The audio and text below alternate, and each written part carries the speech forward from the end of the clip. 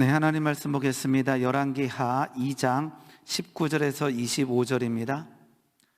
열왕기하 2장 19절에서 25절 말씀 우리 한 절씩 교독하도록 하겠습니다. 그 성읍 사람들이 엘리사에게 말하되 우리 주인께서 보시는 바와 같이 이 성읍의 위치는 좋으나 물이 나쁨으로 토산이 익지 못하고 떨어지나이다.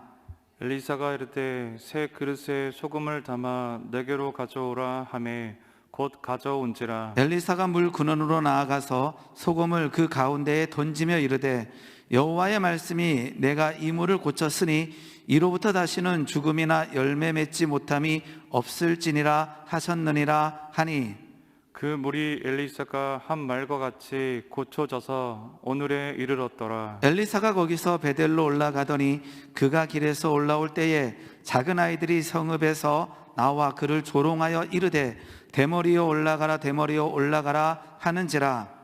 엘리사가 뒤로 돌이켜 그들을 보고 여호와의 이름으로 저주하며 곧 수풀에서 암곰 둘이 나와서 아이들 중에 42명을 찢었더라. 같이 읽겠습니다.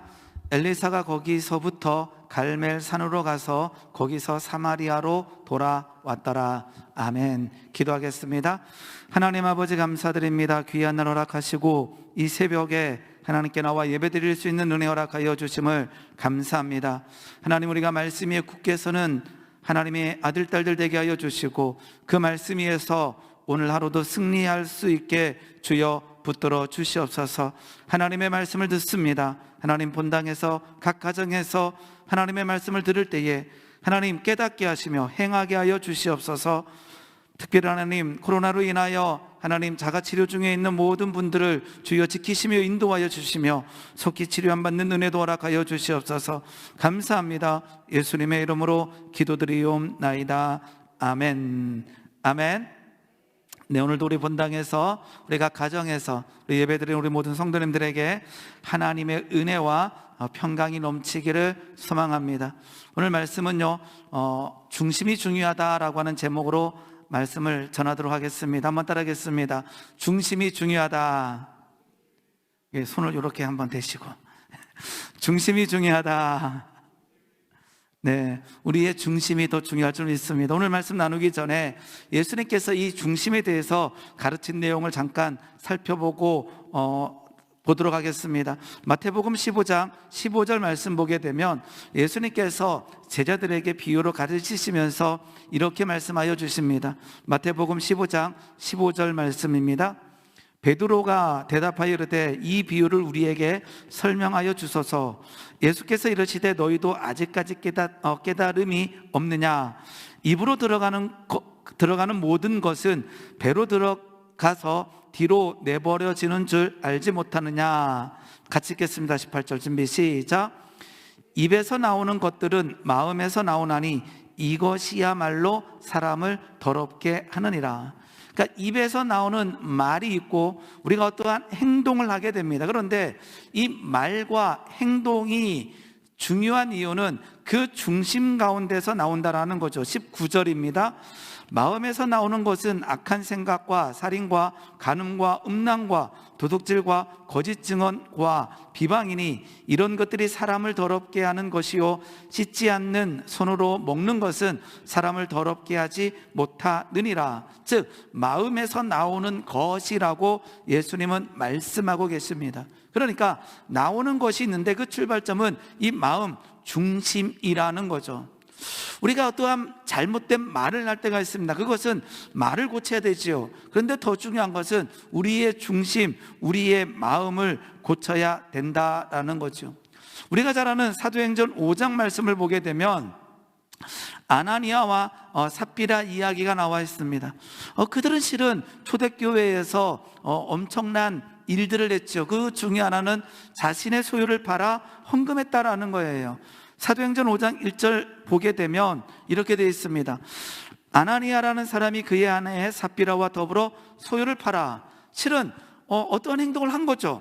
소유를 팔아서 그 판 돈의 일부를 우리로 표현하게 되면 헌금을 한 거죠. 2절 말씀 보게 되면 그 값에서 얼마를 감춤해 그 아내도 알더라. 얼마만 가져다가 사도들의 발 앞에 두니 그들의 행위, 자신의 소유를 팔아 헌금을 드린 행위 그 자체는 실은 우리의 보기에는 문제되는 것 같지가 않아요. 그런데 하나님의 관점에서 볼 때는 잘못됐다라는 거죠. 3절 말씀 보게 되면 베드로는 이 아나니아와 삽비라에게 이렇게 얘기합니다. 베드로가 이르되 아나니아야 어찌하여 사탄이 내 마음에 가득하여, 그 마음 그 중심에 무엇이 사탄이 가득하여 내가 성령을 속이고 땅값 얼마를 감추었느냐. 땅이 그대로 있을 때에는 내 땅이 아니며 판 후에도 내 마음대로 할 수 없더냐. 어찌하여 이 일을 내 마음에 두었느냐. 사람에게 거짓말한 것이 아니요 하나님께로다. 그는 분명히 자기의 소유를 팔아 그 값의 일부를 제자들에게 갖다 줬다라는 거죠. 헌금했다라는 거죠. 그럼에도 불구하고 베드로는 아나니아와 삽비라를 꾸짖습니다. 왜냐 그러면 내 마음에 사탄이 가득하여 하나님을 속이고 있다라는 거죠. 즉 행하고 있는 어떠한 행동이 아니라 실은 아나니아와 삽비라는 겉보기에는 우리의 눈에를 보기에는 잘못되지 않았어요. 왜요? 소유를 팔았고 그 소유의 일부를 헌금을 드렸기 때문에 보여지는 모습은 그닥 나쁘진 않았지만 베드로의 입장에서, 특히 하나님의 입장에서는 그 마음에 사탄이 가득하여 하나님을 속이고 있다는 거죠. 아까 예수님께서 말씀하실 때는요, 예수님께서는 그 마음에서 나오는 것이 악한 생각, 살인, 간음, 음란, 도둑질, 이것은요 우리의 보기에도 좋지가 않아요. 그런데 이 보기에 좋지 않은 것도 그 근본, 그 마음에서 출발하고 있다는 거예요. 그리고 어떨 때는요 우리의 보기에 좋은 것들, 그 말과 행동이 와, 저 사람은 괜찮다라고 하지만 그 마음 속에서 사탄이 가득하여 그 동기가 잘못됐다면 하나님께서는 그 모습을 귀히 여기지 않는다라는 것입니다. 너무나 단순한 진리입니다. 오늘 이 말씀을 보면서 우리 마음 가운데 우리의 중심이 어떠한가를 살펴봐야 된다라는 것입니다. 세계관이라고 하는 단어가 있습니다. 잠깐 한번 도표를 한번 보여주시기 바랍니다. 이 세계관이라고 하는 것은요 그 행동 양식이 가장 밖에 있어요. 그 다음에 가치 체계가 있고 세계관이라는 단어가 있습니다. 저 말은 무엇이냐 그러면요 행동 양식이 있어요. 우리가 행동하는 거죠. 어떠한 행동을 할 때 왜 그 행동을 하냐 그러게 되면 그 속에 가치 체계, 즉 옳고 그름을 판단하는 그 마음이 있기 때문이에요. 그런데 그 옳고 그름을 판단하는 가장 깊은 곳에는 세계관이라고 하는 게 있어요. 자, 우리는요 제사를 하나님의 말씀에 근거하여 행하지 않습니다. 자, 그 표 내려주시고요. 자, 제사를 지낸다라고 하는 것은 행동 양식이에요. 그런데 그 속에는 가치 체계가 있는데 부모님께 효도해야지라고 하는 가치 체계가 있어요. 그런데 이 제사의 가장 근본, 그 마음에는 뭐가 있냐 그러면 이 샤머니즘, 아니면은 우리의 혼백 사상이라고 하는 게 가장 깊은 곳에 들어있다라는 거예요. 우리나라에 들어있는 이 혼백 사상, 우리나라에 있는 거거든요. 이 사람이 죽으면 혼과 백이 4대 동안 여기를 떠놀다가 4대가 지난 이후에 간다라고 하는 게 혼백 사상이에요. 그러니까 뭐 하는 거예요? 우리의 행동 양식은 제사를 지내는 거지만 그 가치 체계는 효도해야지라고 하는 거지만 가장 깊은 곳에는 하나님이 싫어하시는 뭐 사모니즘이라든지 아니면 혼백 사상이 우리 가운데 장악되어져 있다라는 것입니다. 어떤 한 선교사님의 책에서 이런 간증을 쓴 일이 있습니다. 이 인도에 가서 이제 전도를 했어요. 예수님은 우리의 구원자시고 복음을 전했더니 받아들이는 거예요. 받아들여서 이제 선교사님이 그 여학생에게 야, 너도 복음을 받았으니 가서 전도해라라고 가르쳤어요. 그런데 그 인도 여학생이 전도하는 거예요. 이게 얼마나 기회예요. 행동 양식은 뭐죠? 전도하는 거예요. 그런데 다음날 전도하는 데를 따라가 봤더니 누구에게 전도하고 있냐 그러면 개한테 전도하고 있는 거예요. 가서 개한테 가서 예수 믿어야 돼라고 전도하고 있는 거. 이거는 연습하는 게 아니라 진짜였어요. 왜냐하게 되면 이 인도의 세계관이라고 하는 것은 연기설이라고 하는, 즉 개도 뭐 될 수 있다? 사람이 될 수 있다, 사람이 개가 될 수 있다라고 하는, 동물이 될 수 있다라는 이 연기 사상의 그 기반을 두는 거예요. 그러니까 복음을 받아들여서 전도하고 있지만 그 가장 깊은 곳에 있는, 중심에 있는 잘못된 세계관이 변화되지 않다 보니까 전도하러 가는데 어디에게? 뭐 인간이나 아니면 동물이나, 인간이 죽은 다음에는 동물이 되고 동물이 죽은 다음에는 사람이 될 수 있으니까 전도하고 있는 거예요. 뭐가 잘못된 거죠? 그 중심의 세계관이 잘못됐기 때문에 이러한 일들이 발생하고 있다라는 것입니다. 우리는 어떠한 말을 하고 어떠한 행동을 하게 됩니다. 실은 그 말과 행동의 중심, 그 내면적 그 중심을 우리는 살펴봐야 된다라는, 그래서 우리는 항상 하나님의 말씀에 기반하여 우리의 중심이 옳은가 그렇지 않은가를 항상 점검해야 된다라는 거예요. 그래서 말씀을 드려야 되는, 그래서 성경 공부를 해야 되는 거예요. 왜요?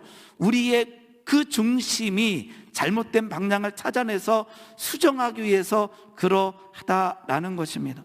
오늘 본문 말씀은 이제 엘리사가 엘리야를 통해서 이제 리더십을 이양받은 다음에 가장 먼저 했던 기적입니다. 오늘 본문 말씀 열왕기하 2장 19절 말씀 보게 되면 이렇게 성읍 사람들이 엘리사에게 말하고 있습니다.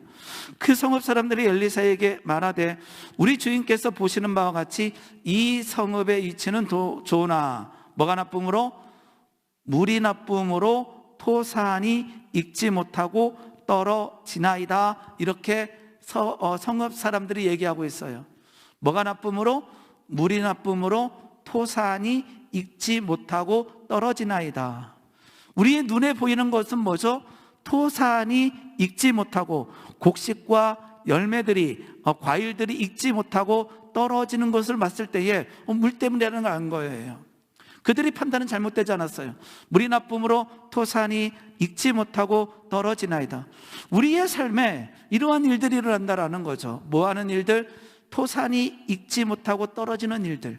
우리 눈에 볼 때에 내 가정, 내 삶에 열매 맺고 결실 맺어서 하나님께 영광 올려드리고 싶은데 그러하지 못하는 상황들, 토산이 익지 못하고 떨어지는 일들이 우리 가운데 나타난다라는 거죠. 왜 그럴까요? 오늘 본문 말씀처럼 물이 나쁘기 때문일 수도 있다라는 거예요. 그런데 이러한 상황 가운데 엘리사는 어떻게 하느냐? 20절 말씀 보게 되면 이렇게 행동하고 있습니다. 엘리사가 이르되 새 그릇에 소금을 담아 내게로 가져오라 하매 곧 가져온지라. 21절 같이 읽겠습니다. 준비 시작. 엘리사가 물 근원으로 나아가서 소금을 그 가운데 던지며 이르되 여호와의 말씀이 내가 이 물을 고쳤으니 이로부터 다시는 죽음이나 열매 맺지 못함이 없을지니라. 자, 소금이라는 단어가 중요한 것이 아니라 더 중요한 것은 물 근원으로 나아갔다라는 거예요. 물 근원으로 나아갔다라는 거예요. 토산이 익지 못하고 토산이 떨어져서 열매 맺지 못하고 결실 맺지 못하는 이 현상 가운데 엘리사가 한 것은 소금을 가져다가 어디에 가서? 물 근원에 가서 그 물을 고쳤을 때에 선포하는 거죠. 이로부터 다시는 죽음이나 열매 맺지 못함이 없을 것이다 라고 엘리사는 선포하고 있다라는 것입니다. 그러면 토산을 맺지 못하고 토산이 떨어지는 이 현상 가운데 가장 중심은 무엇이냐? 가장 중요한 것은 무엇이냐? 물 근원을 고친다라는 거예요. 우리의 삶에 말이 실수가 나갈 때, 행동에 실수가 나갈 때가 있어요. 아까처럼 행동 양식에 문제가 생길 수가 있어요. 그러면 행동 양식을 고쳐야 되지요. 맞습니다. 그런데요, 행동 양식만 고치면 스트레스를 받아요. 왜요? 내 마음과 내 행동에 충돌이 일어나기 때문에. 즉 행동 양식은 당연히 우리의 삶 가운데 변화가 일어나야 돼요. 그런데 그 변화의 가장 중요한 포인트는 무엇이냐? 우리의 마음에, 우리의 중심에 물 근원이 굳혀질 때에 토산이 떨어지지 아니하고 열매가 떨어지는 일이 그치며 생명이 그 가운데서 넘쳐날 줄 믿습니다.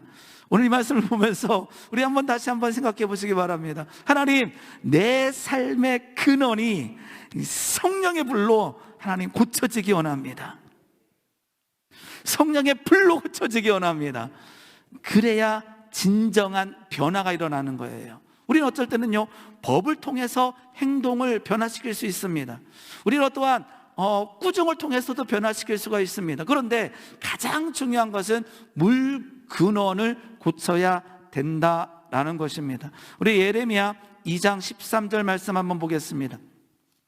예레미야 2장 13절 말씀 보게 되면요, 예레미야가 이스라엘 백성들에게 하나님의 말씀을 선포합니다. 내 백성이 두 가지 악을 행했는데 악한 행동을 하고 있는 거예요. 악한 행동을 하고 있는데 곧 그들이 생수의 근원, 이 물의 근원되는 나를 버린 것, 즉 이스라엘 백성들이 가장 커다란 잘못 두 가지는 무엇인가? 하나는 생수의 근원, 그 하나님의 말씀이 그 기본이 돼서 중심에 흘러넘쳐 나와서 토산이 떨어지지 아니하고 열매 맺는 삶을 살아야 되는데, 가장 커다란 것은 생수의 근원되는 나를 버린 것. 두 번째는 스스로 웅덩이를 판 것. 그것은 뭐예요? 아까처럼 그 근원되는 물을 고치는 것이 아니라 다른 물을 찾아 나가는 거예요. 다른 물을 찾아 나가면서 내 삶의 안정감을 누리는 거죠. 자, 스스로 웅덩이를 판 것인데 그것은 그 물을 가두지 못할 터진 웅덩이들이니라, 이렇게 되어 있습니다. 오늘 우리의 삶에 열매 맺기를 원합니다. 우리의 토산이 떨어지지 아니하고 결실 맺는 삶이 되기 원합니다. 그런데 우리의 삶에 토산이 익지 아니하고 떨어지는 일이 일어난다면 물이 나쁘기 때문에 그러면 그 물을 뭐 해야 돼요? 물 근원을 고치는 거예요. 그 말은 예레미야 말씀처럼 우리의 생수의 근원 대신 하나님을 버리는 것이 아니라, 마저 우리의 물의 근원은 하나님이심을 알며 예배하며 경배하며 하나님의 말씀을 우리가 받아들일 때에 우리의 물 근원이 온전케 된다라는 거예요. 그 다음에 내 힘과 내 능으로 다른 웅덩이를 파는 일들을 할 때가 있어요. 이 다른 웅덩이를 파는 것은 다른 물을 찾는 거죠. 물이 나쁘네? 그럼 뭐 해야 되는 거예요? 물 근원 대신, 생수의 근원 대신 하나님께 나아가야 되는데 물이 나쁘네? 이 다른 물을 찾아 나가는 거죠. 세상의 물들을 찾아 나가는 거죠. 그것은 하나님께서 원하시는 부분이 아니라는 것입니다. 예레미야는 얘기합니다. 두 가지 악을 끊어라. 하나는 생수에 근원된 하나님을 버린 것 끊어라는 거예요. 두 번째는 다른 웅덩이를 파는 행위를 끊으라는 거예요. 그 말은 뭐예요? 물 근원이 고쳐졌을 때 그 물 근원에서 생수가 나와서 우리의 나무의 토산이 떨어지지 아니하고 열매 맺고 결실 맺는 삶이 될 줄 믿습니다. 예레미야 47장을 보게 되면요, 하나님께서 에스겔입니다. 에스겔 47장 보게 되면 에스겔에게 환상을 보여주셔요. 환상을 보여주시는데 회복의 환상을 보여주셔요. 포로된 땅에서 회복될 것이다, 하나님이 너희를 고칠 것이다 라고 할 때 그 예루살렘 성전이 고침받는 것을 보여주시면서 이러한 환상을 보여주십니다. 47장 1절입니다. 에스겔 47장 1절. 그가 나를 데리고 성전 문에 이르시니 성전의 앞면이 동쪽을 향하였는데 그 문지방 밑에서 물이 나오는데 어디에서요? 문지방. 이 문은 뭐예요? 성전, 회복된 성전 문지방에서 물이 나오고 있는 거예요. 오늘 우리나라가, 우리 반도중앙교회가 우리가 이러한 것을 다시 한번 소망 품기를 원합니다. 하나님께서 열매 맺고 하나님께서 결실 맺게 하는 그 근본은 문지방, 성전 문지방에서 물이 흘러나와야 된다는 거예요. 그 물이 이렇게 되어 있습니다. 물이 나와 동쪽으로 흐르다가 성전 오른쪽 제단 남쪽으로 흘러내리더라. 그 물이 이제 발목을 지나고 무릎을 지나고 허리를 지나서 엄청난 그 하나님의 근원되는 그 성전 문지방에서 나오는 그 물이 흘러 넘칠 때에 하나님께서는 열매 맺게 하신다라는 거죠. 12절 가겠습니다. 에스겔 47장 12절 말씀 보게 되면 그 물로 인하여, 생수의 근원 대신 하나님, 즉 성전에서 나오는 물로 인하여 이러한 일들이 일어납니다. 토산이 떨어지는 것이 아니라 그러한 곳은 강 좌우가에는 각종 먹을 과실나무가 자라서 그 잎이 시들지 아니하며 열매가 끊이지 아니하고 달마다 새 열매를 맺으리니 그 물이 어디를요? 그 물이 성소를 통하여 나옴이라. 물이 나쁠 때는요, 물 근원을 바꾸는 거예요. 물이 나쁠 때는요, 성소에서 나오는 물을 먹어야 되는 거예요. 그 물이 성소를 통하여 나옴이라.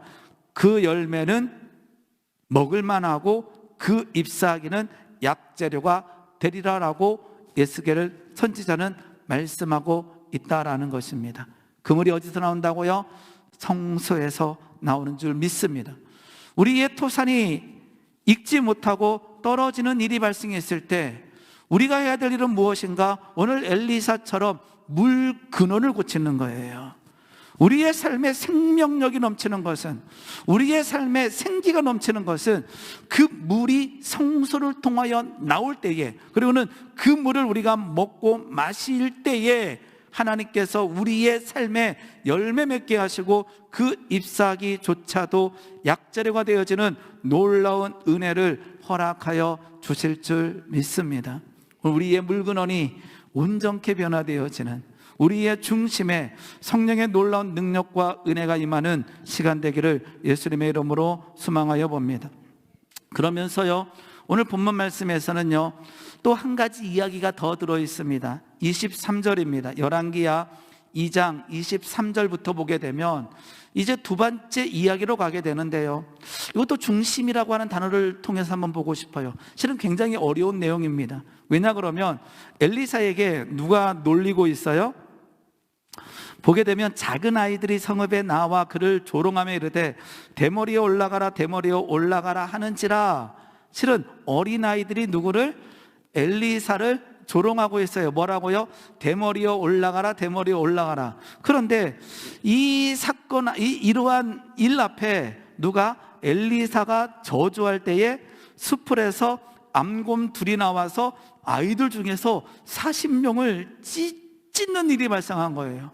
실은 굉장히 이게 하나님의 성품과 맞는가라고 하는 질문을 던질 수 있는 일이에요. 그리고는 엘리사가 얼마나 악했으면 그러한 어린아이들의 조롱을 참지 못하고 저주해서 그 아이들 중에서 40명이나 죽게 했을까라고 하는 그 하나님의 성품과 좀 다른 느낌이 나는 거예요. 근데 이 말씀을요, 실은 이 어린아이라고 하는 이 단어, 이 어린아이라고 하는 단어가요, 나르라고 하는 단어인데요, 실은 어린아이들이 아니에요. 그러니까 우리가 보듯이 막 오늘 교회에서 막 꼬마들이 보이잖아요. 우리 아동부 친구들이. 그런 아이들이 아니에요.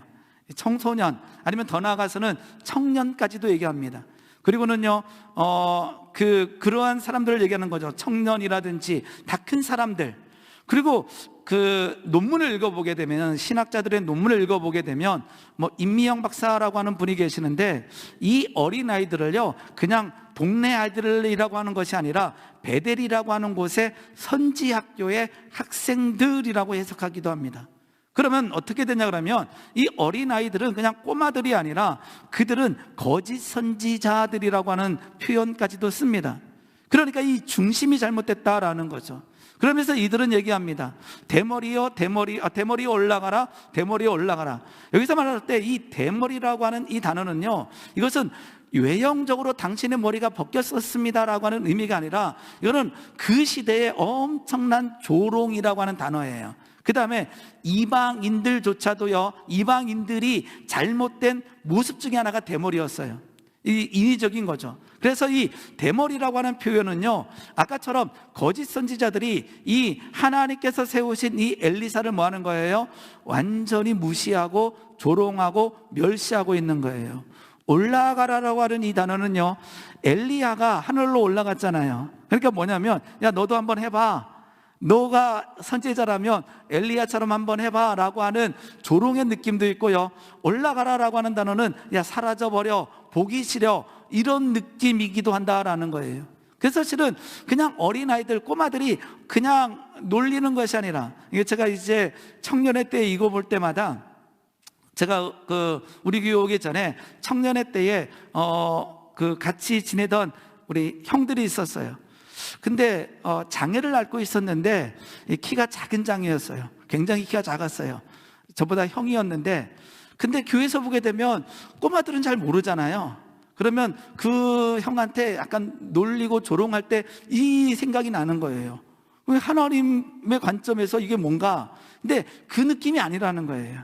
그냥 우리 어린아이들이 몰라서 그냥 뭔가 힘들거리는 사람을 그냥 잘못 얘기하는 것이 아니라, 이것은 거의 거짓 선지자들이, 정말 다 큰 사람들이 엘리사의 권위를 무시하고 대머리에 올라가라는 것은 엄청난 조롱과 멸시를 하고 있다라는 거죠. 그때 엘리사를 통하여 그들이 죽는 일들이 일어나고 있다라는 것입니다. 그 마음속에 뭐가 있기 때문에, 하나님을 인정하지 않은, 하나님을 불신하는 이 마음이 있기 때문에 그들은 암콤들로 인하여 죽임당하는 일들이 발생하고 있다라는 것입니다. 오늘 우리의 마음 가운데, 우리의 중심에 무엇이 있는지요? 오늘 이 말씀을 보면서 저는 중심이 중요하다라고 하는 단어가 생각나는 거예요. 우리 가운데 하나님의 말씀과 기도로 거룩하여지고, 그 하나님의 말씀을 우리의 세계관, 우리의 근원이 변화되어지고, 우리의 삶의 근원은 하나님의 성소에서 나오는 그 물로 인하여 우리의 나무가 열매 맺고 토산이 떨어지지 아니하고 그 열매 맺어 결실 맺어 영향력 끼치는 삶을 살아야 된다라는 것입니다. 우리가 잘 아는 잠언 4장 23절 말씀 보게 되면 이렇게 기록하고 있습니다. 잠언 4장 23절, 이 말씀을 같이 읽겠습니다. 준비 시작. 모든 지킬 만한 것 중에 더욱 내 마음을 지키라. 생명의 근원이 이에서 남이니라. 뭐를 지키라는 거예요? 내 마음을 지키라. 생명의 근원이 이에서 난다라고 말씀하고 계십니다. 우리의 중심에 무엇이 있는지요? 두려움과 걱정과 근심에 매여 있는지요? 아니면 하나님의 말씀으로 담대하신지요? 내일 사도행전 말씀을 보게 되는데, 베드로는 하나님의 말씀을 담대하게 선포하게 됩니다. 변한 것은 하나도 없었어요. 그런데 딱 한 가지가 있었어요. 그 마음 가운데 성령이 임했을 때에 두려움이 떠나가고 담대함이 임했다라는 거죠. 그것은 현상이 바뀐 것이 아니라 근본이 바뀌었다라는 것입니다. 그 근원은 성령이 임했을 때에 그러하다라는 것입니다. 우리에게 이 말씀을 보면서 다시 한번 우리가 소망 품어봅니다. 하나님, 내 중심에 온전함이, 하나님의 말씀이 임하기 원합니다. 성령의 임재하심이, 성령님과 동행하는 은혜가 있기 원합니다. 그럴 때에 내 입술의 말과 내 삶의 행동이 온전케 될 줄 믿습니다. 그런 하루가 되기를 예수님의 이름으로 축원합니다. 기도하겠습니다. 하나님 아버지, 감사합니다. 하나님, 귀한 말씀 허락하여 주시고 우리의 중심에 하나님의 말씀과 기도로 거룩하여지며, 하나님 생수의 근원 되신 하나님을 찾고 찾을 때에 하나님, 그 성소에서 나오는 물로 인하여 우리의 삶에 열매 맺고 결실 맺는 놀라운 은혜를 허락하여 주시옵소서. 하나님, 이 시간에 기도할 때에 하나님 간구하는 부르짖음의 소리에 응답하여 주시고, 우리의 근원에 하나님 생명으로, 능력으로 주여 역사하여 주시옵소서. 감사합니다. 예수님의 이름으로 기도드리옵나이다. 아멘.